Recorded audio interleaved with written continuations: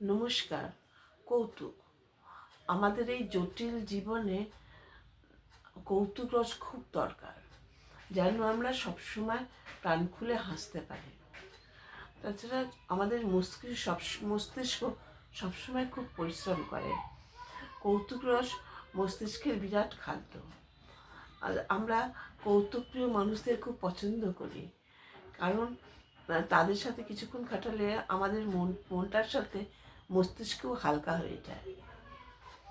কৌতুক আমাদের মাঝে মাঝে এমন এমন বার্তা দেয়, যেগুলো আমাদের জীবনের সমস্যাগুলো খুব সহজে সমাধান করতে পারি। আমরা যদি সব কিছুকে খুব গুরুতরভাবে নিই, তাহলে বাঁচা মুশকিল হবে। সেই জন্য সেই সবগুলোকে হেসে উড়িয়ে দিতে হবে। আমাদের যারা খুব গুরুগম্ভীর লোক, হাসি ফাসলামে একদম পছন্দ করে না, তারা কিন্তু কৌতুকের মধ্যে যে বার্তা দেয় সেটা তারা নিতে পারে না।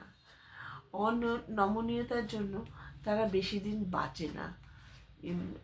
যারা হালকা মনের মানুষ, তারাই আনন্দে বেশি দিন বাঁচে।